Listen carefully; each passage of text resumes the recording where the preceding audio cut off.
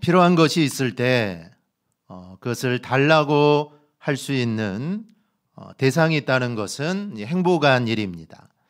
반대로 필요한 것은 많은데 또 그것을 해결해 줄 사람이 없다라는 것은 그만큼 불안하고 또 암담합니다. 질병에 걸리거나 또 사고로 병원에 누워있는 사람들의 걱정을 들어보면 거의가 다 이 자녀들 걱정입니다. 자신이 죽게 되거나 또 병이 더 일어서지 못하면 자신의 불행이 문제가 아니라 이 아이들이 불행하게 된다라는 겁니다.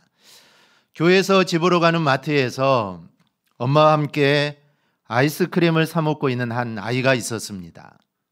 그런데 그 옆에서 이 나이가 비슷해 보이는 아이가 이 동정어린 눈길로 야 나도 먹고 싶은데 이런 눈빛을 막 보내고 있습니다. 왜 이 아이가 옆에 있는 아이가 사달라고 졸라대지 않을까요? 자기 엄마가 아니기 때문입니다. 내 엄마라면 사달라고 하겠죠. 근데 자기 엄마가 아니니까 사달라고 말도 못하고 그냥 눈빛으로만 먹고 싶다라는 눈빛을 보내는 겁니다. 그런데 그 엄마는 그 아이 옆에 있는 아이는 신경 쓰지 않고 자기 아이만 이렇게 신경을 씁니다. 세상에 누구라도 다 부모가 있습니다. 그냥 어디서 떨어진 사람은 한 사람도 없죠. 그런데 안타깝게도 부모가 없는 사람도 있습니다. 부모가 버렸거나 또 부모가 아이를 잃어버렸거나 또 사고로 부모가 돌아가신 경우입니다. 그러면 부모에게 기대할 수도 바랄 수도 또 무언가를 요구할 수도 없습니다. 그런데 부모가 있어도 감당할 수 없고 또 부모도 해결해 주지 못하는 문제가 또 너무나 많다는 것이죠. 그러면 이런 어려운 문제를 만나면 사람들은 어떻게 할까요? 사람들은 이때 무의식적으로 절대자에게 기도를 하게 됩니다. 그런데 안타까운 것은 정말 들어줄 수 없는 대상에게 기도하는 사람이 많다라는 것이죠. 들어줄 대상이 없는 하늘에나 또 산에나 나무에 빌기 때문입니다. 그래서 우상에게는 여러분 아무리 정성을 빌어도 들어줄 수 없습니다. 시편 115편 3절에서 8절은 우상에 대해서 이렇게 말합니다. 우리 좀 길지만 함께 보겠습니다. 오직 우리 하나님은 하늘에 계셔서 원하시는 모든 것을 행하셨나이다. 그들의 우상들은 은과 금이요 사람의 손으로 만든 것이라. 입이 있어도 말하지 못하며 눈이 있어도 보지 못하며 귀가 있어도 듣지 못하며 코가 있어도 냄새 맡지 못하며 손이 있어도 만지지 못하며 발이 있어도 걷지 못하며 목구멍이 있어도 작은 소리조차 내지 못하느니라. 우상들을 만드는 자들과 그것을 의지하는 자들이 다 그와 같으리로다. 아멘. 4절을 보면 시인은 우상의 실체에 대해서 한마디로 사람이 만든 수공물이다라는 것입니다. 즉 우상은 사람들이 은이나 금이나 또 금속이나 나무, 돌 같은 것으로 만들어서 거기에다가 신적인 지위를 부여한 것에 불과하다라는 것이죠. 그러기에 우상은 결코 사람보다 우월할 수 없습니다. 왜냐하면 사람이 만들었기 때문이죠. 사람이 만든 것을 사람보다 우월하라고 말할 수가 없는 것입니다. 그래서 여러분 우상은 아무것도 아니다라는 것입니다. 이렇게 아무것도 들어줄 수 없는 게 바로 우상입니다. 그런데도 어리석은 인간들은 인간 자신이 만든 우상을 의지하고 거기에 빕니다. 그런데 이 우상에게 비는 것도 다 이 세상의 것들입니다. 건강, 재물, 출세, 자식이 잘 되는 것, 이런 것들을 빈다는 것이죠. 이것들은 이 땅에 살면서 정말 중요한 것들입니다. 그러나 이것은 모두 목숨과 함께 사라지는 것들입니다. 왜냐하면 영원한 삶, 영생이라는 것을 기대조차 하지 않기 때문에 8, 90년 사는 동안 필요한 것만을 구하는 겁니다. 그러나 인간에게 가장 중요한 것은 여러분 영원한 삶입니다. 요즘 100세 시대라고 말하지만 이제 100세도 넘어서 110세까지도 살지만 여러분 99세까지 살다가 내일 모레 죽나 아니면 60, 70 살다가 내일 모레 죽나 죽기 전 인간의 삶은 그저 인생 무상입니다. 오래 사나 짧게 사나 다 똑같다는 것이죠. 아무리 오래 살아도 죽기 전에는 너무 짧은 것이 바로 우리의 인생입니다. 그래서 인생은 아무리 오래 살아도 이게 서글프고 답답하고 이게 절망적인 겁니다. 아마도 영원히 죽지 않고 영원히 사는 방법이 있다면 아마 정주영 씨나 이병철 씨는 재산을 자신들에게, 자녀들에게 물려주지 않았을 겁니다. 그 재산으로 자기가 영원히 사는 삶을 아마 샀을 겁니다. 우리라도 그러겠죠. 영생할 수 있다면 여러분 그 무엇이 아깝겠습니까? 그런데 그렇게 영생을 소망하면서도 많은 사람들이 영생을 얻지 못하고 죽어갑니다. 유네니 뭐니 하는 말로 자신을 위로하면서 죽어가죠. 이 땅에서 선한 일을 많이 하면 다음 생에 내가 인간으로 태어나겠지 하면서 모두 다 죽음을 맞이합니다. 여러분 어떻게 하면 영생을 얻을 수 있을까요? 바로 믿으면 구원받고 영생합니다. 할렐루야. 믿으면 영생하는 것입니다. 예수님을 믿기만 하면 여러분 영생할 수 있습니다. 그런데 사람들은 이렇게 정말 간단하고 돈도 안 들고 너무나 쉬운 방법을 놔두고 엉뚱한 데서 길을 찾습니다. 영생의 방법을 알려주고 전도를 해도 다 뿌리칩니다. 그런데 우리는 여러분 얼마나 이 복받은 사람들입니까? 정말 생각하지도 못하다가 예수를 믿었고 예수 믿는 사람을 비난하다가 또 예수를 믿고 그리고 하나님의 은혜로 교회를 나오게 되었는데 이것도 정말 복인데 이 길이 영생의 길이고 이 길이 구원의 길이니 여러분 이게 얼마나 감사한 일입니까? 그렇다면 지금 우리는 그 하나님을 과연 올바로 믿고 우리가 신앙생활하고 있느냐라는 겁니다. 하나님을 믿는 사람들은 거의 대부분 자기가 하나님을 잘 믿고 있다라고 생각을 합니다. 즉, 이 정도 믿으면 됐다라는 것이죠. 하지만 여러분 그러지 않을 수도 있습니다. 그렇다면 내가 성경에서 말씀하는 대로 하나님을 제대로 믿고 있는가 어떻게 우리가 알 수가 있을까요? 오늘 본문은 내가 하나님을 제대로 믿고 있다라는 증거를 두 가지로 말씀을 합니다. 하나는 아들을 믿는 것입니다. 10절을 보면 하나님의 아들을 믿는 자는 자기 안에 증거가 있고, 즉 하나님의 아들을 믿는 자는 자기 안에 증거가 있다라는 것이죠. 증거가 내 안에 있다는 것은 하나님께서 주신 증거를 내가 받아들이고 믿었다는 것인데 그 증거가 다른 게 아니라 바로 예수 그리스도다라는 것입니다. 여러분 내 안에 예수님이 계시다면 내 안에 하나님이 주신 증거를 내가 가지고 있는 것입니다. 왜냐하면 예수님이 바로 하나님의 증거이기 때문입니다. 또 하나는 내게 영생을 주신 것과 영생이 예수님께 있는 것을 믿는 겁니다. 11절을 보면 또 증거는 이것이니 하나님이 우리에게 영생을 주신 것과 이 생명이 그의 아들 안에 있는 그것이니라. 여러분 믿음의 핵심은 오전에도 말씀드렸지만 예수님께서 나의 죄를 위해 십자가에 죽으셨다라는 사실을 믿는 게 여러분 이게 바로 믿음입니다. 그리고 그 예수님을 내 안에 모셔드리고 그 예수님의 뜻대로 사는 거 이게 바로 믿음입니다. 그런데 어떤 사람은 예수님을 믿는다고 하면서도 영생을 소유했는가를 믿지 못하는 사람도 있습니다. 그래서 예수를 믿으면서도 나중에 죽으면 천국 가겠느냐라고 물어보면 가봐야 한다고 죽어봐야 한다라고 이렇게 말하는 사람들도 있습니다. 이렇게 말하면 지금까지 예수님을 믿는다라고 말했던 것이 의심스러운 겁니다. 확신이 부족한 것이죠. 그래서 성경을 읽고 말씀을 들어서 이 믿음이 더 자라도록 해야 합니다. 특히 오늘 말씀을 통하여 예수님을 믿는 자는 이미 하나님께서 영생을 주셨기 때문에 영생을 소유했다라는 이 말씀을 믿고 확신을 가지라라는 것입니다. 오늘 우리에게도 이러한 확신이 넘치기를 바랍니다. 이 영생은 하나님이 이미 우리에게 주셨습니다.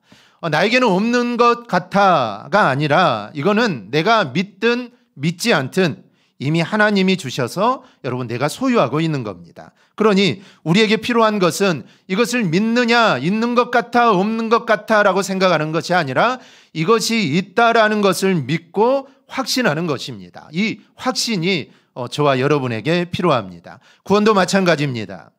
성도들 중에는 내가 구원받았는지 내가 구원받지 않았는지 이 확신을 갖지 못하는 성도들이 있습니다. 뭐 죽어봐야 안다, 구원받은 것 같기도 하고 안 받은 것 같기도 하고 더 믿어야 할 것 같기도 하고 여러 가지 말을 하는데, 구원도 마찬가지입니다. 이 구원은 내가 확신한다고 구원을 받고 내가 의심한다고 구원을 받지 않는 게 아닙니다. 나와는 상관없이 이 구원은 하나님이 나에게 주신 겁니다. 그러니까 내가 예수를 믿는다면 나는 영생을 얻었고 나는 구원받은 것입니다. 그러니 누가 구원받았냐 물어보면 그냥 구원받았다 하면 됩니다. 구원받았다 하면 됩니다. 왜냐하면 하나님이 나에게 이미 구원을 주셨기 때문입니다. 내가 의심하고 내가 안 받은 것 같아, 그거는 별로 상관이 없습니다. 하나님이 그냥 나에게 주신 것이기 때문에 우리는 확신을 가지고 우리는 살아가야 하는 것입니다. 그러니 우리에게 필요한 것은 어떤 상황 속에서도 구원의 확신을 가지고 여러분 살아가는 것입니다. 내가 죄를 짓는다고 구원이 없어지는 게 아닙니다. 구원은 나에게 속한 것이 아니라 구원은 하나님께 속한 것입니다. 그러니 우리는 나는 구원을 받았다, 이 확신을 가지고 여러분 살아갈 수 있기를 바랍니다. 이런 확신이 내가 어떤 상황 속에서도 하나님의 자녀답게 서게 하는 것입니다. 이 구원이 하나님의 자녀답게 나를 살게 합니다. 이런 확신이 우리 안에 가득하기를 축복합니다. 바울 사도는 이 고린도전서 15장에서 우리의 부활과 영생에 관하여 이렇게 확실하게 말씀해 주십니다. 그리스도께서 다시 살아나신 일이 없으면 너희의 믿음도 헛되고 너희가 여전히 죄 가운데 있을 것이요, 또한 그리스도 안에서 잠자는 자도 망하였으리니 만일 그리스도 안에서 우리가 바라는 것이 다만 이 세상의 삶뿐이면 모든 사람 가운데 우리가 더욱 불쌍한 자이리라. 즉 부활, 영생이 없으면 사실 우리가 믿는 것은 다 헛된 것입니다. 이 말은 사실입니다. 부활, 영생이 우리가 믿는 믿음의 결과물이고 우리가 최종적으로 누리게 될 기쁨이고 하나님께 주시는 가장 큰 축복 중에 이 축복입니다. 그래서 우리가 이 땅에서 육신이 원하는 것을 뒤로하고 포기하고 믿음으로 사는 이유가 여기에 있습니다. 그렇지 않는다면 우리가 이 땅에서 포기하고 믿음을 따라 살 필요가 없습니다. 이 땅의 삶으로 끝인데 우리가 뭐하려고 포기하고 뭐하려고 그렇게 살겠습니까? 누릴 것 마음껏 누리고 살아가는 게 이게 맞는 것입니다. 그런데 우리에게는 영생이 있고 우리에게는 부활이 있고 천국에서 영원한 삶이 있기 때문에 이 믿음을 끝까지 지키기 위해서 우리가 모든 것들을 포기하고 뒤로 미루고 우리가 살아가는 겁니다. 그런데 19절 말씀처럼 영생이니 부활이 없다면 우리는 세상에서 가장 불쌍한 사람이 되는 겁니다. 물론 주님을 믿어도 아직 다가오지 않고 이 경험해보지 않은 미래적인 영생을 확신하지 못할 수도 있습니다. 그러나 부활과 영생은 내가 존재하는 것처럼 내가 숨쉬고 있는 것만큼이나 확실하는 것이 이 부활과 영생입니다. 그래서 바울 사도는 20절에서 우리의 부활과 영생을 그리스도의 부활과 연결시킵니다. 이제 그리스도께서 죽은 자 가운데서 다시 살아나사 잠자는 자들의 첫 열매가 되셨도다. 주님께서 부활하신 것이 첫 열매라면 첫 열매를 맺은 나무가 계속해서 열매를 맺듯이 첫 열매이신 예수님을 따라 우리는 확실하게 부활할 것이고 부활하여 영생을 누리게 될 거다라는 말씀입니다. 이렇게 우리가 받은 구원은 귀하고 놀라운 것입니다. 그런데 받은 구원이 너무나도 놀랍고 귀하기 때문에 그 다음이 중요합니다. 우리가 받은 그 놀라운 구원이 사실이기 때문에 그 다음 우리가 어떻게 사느냐가 중요하다라는 겁니다. 하나님의 은혜로 구원받아 영원한 생명을 받은 여러분은 지금 어떻게 살고 있습니까? 그렇다면 그리스도인이 어떻게 사는지는 우리가 어떻게 알 수가 있을까요? 오늘 제목에 힌트가 있습니다. 그것은 바로 그 사람의 기도를 보면 알 수가 있습니다. 무엇을 구하는가를 보면 그 사람의 믿음의 수준을 알 수가 있습니다. 그 사람을 이끌어가는 것들이 기도 제목일 수밖에 없습니다. 그러면 예수 그리스도를 믿은 믿음의 확신을 갖는 그리스도인이라면 과연 어떤 기도를 해야 하느냐라는 것이죠. 이 바른 믿음을 가졌다면 기본적으로 두 가지 기도를 해야 합니다. 첫째는 하나님의 뜻대로 구하는 기도입니다. 14절입니다. 그의 뜻대로 무엇을 구하면 들으심이라. 예수님을 제대로 몰랐을 때는 육신을 위해서 구합니다. 자식을 위해서, 건강을 위해서, 성공을 위해서 기도합니다. 이거는 당연합니다. 이런 기도가 나쁘다라는 것은 절대로 아닙니다. 믿음이 없고 이제 막 신앙생활을 하고 그럴 때는 그런 기도를 해도 하나님이 참 기특하구나 그렇게 여기셔서 그 기도에 다 응답해 주십니다. 그러나 믿음이 자라고 나를 위해 예수께서 하나님 보내신 독생자가 나를 위해 죽으시고 그래서 내가 구원받았다는 거 이런 것을 알게 되고 그러면 기도의 제목이 바뀌게 됩니다. 그것이 바로 하나님의 뜻대로 구하는 것입니다. 그런데 신앙생활을 오래 하고 하나님의 뜻을 뻔히 알만한 연륜이 되었는데도 여전히 자신의 육신만을 위해 기도한다면 하나님께서는 그 기도를 들어주시지 않습니다. 야고보서 4장 3절 말씀에 구하여도 받지 못하면 정욕으로 쓰려고 잘못 구하기 때문이다 라고 말을 합니다.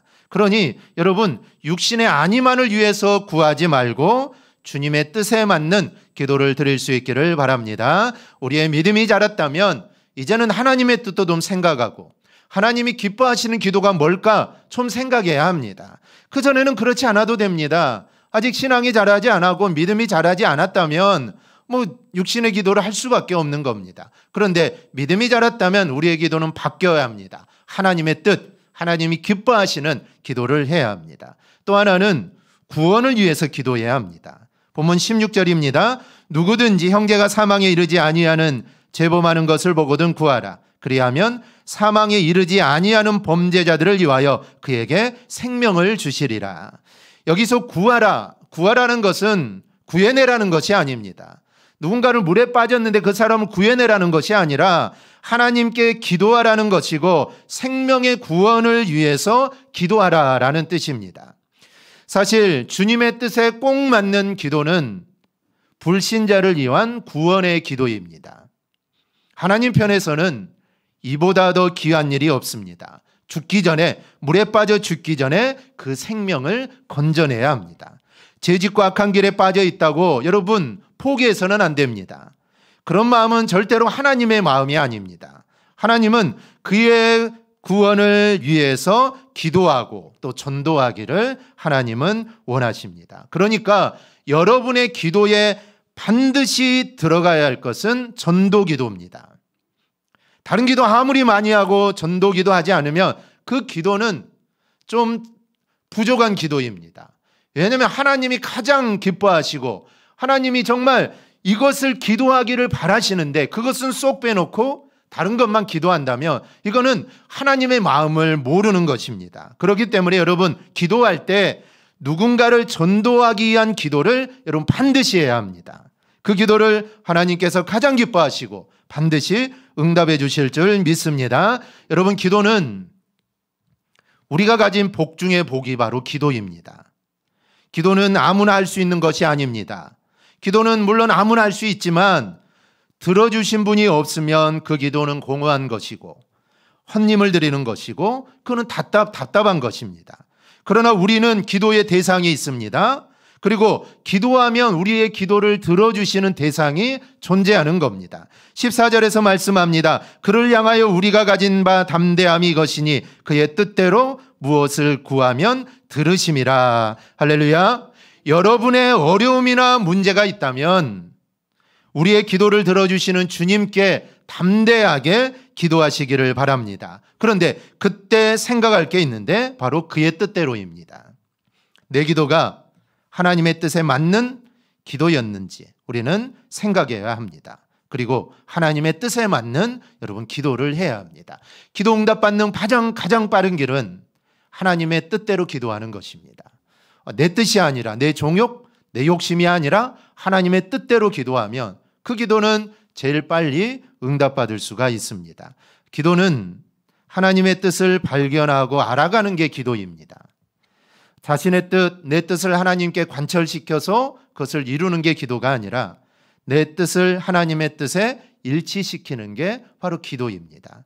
우리 이성의 한계를 뛰어넘어서 모든 것을 합력하여 선을 이루시는 그 하나님을 믿고 또 그분으로 오는 응답을 우리는 인정해야 합니다. 왜냐하면 하나님은 우리보다 나를 더 잘 아시고 나에게 가장 좋은 응답을 여러분 주시기 때문입니다. 그래서 우리의 생각과 하나님의 생각은 다릅니다. 내 생각은 이게 가장 좋다라고 생각할 수 있죠. 우리 이성으로 생각하면 이게 가장 좋은 겁니다. 그런데 하나님의 생각은 아닐 때가 있다라는 것이죠. 그렇다면 내 생각을 접는 게 맞습니다. 내 고집 부린다고 하나님이 하나님의 고집을 꺾지 않습니다. 왜냐하면 그것보다는 이게 더 좋은 걸 하나님은 알고 계시는데 좋지 않은 걸 하나님이 사랑하는 자녀에게 주실 리가 없습니다. 그러니 내 생각을 내려놓고 내 생각을 접고 하나님의 생각과 하나님의 뜻에 내 생각을 일치시키면 됩니다. 그러면 하나님의 응답이 나에게 바로 오게 되는 것입니다. 우리 모두 정말 하나님의 뜻대로 구하면 하나님이 반드시 응답해 주신다는 이 신실하신 하나님을 바라보며 담대한 신앙생활을 하는 우리 모두가 되기를 주님의 이름으로 축원합니다. 아멘. 우리 함께 찬양하겠습니다.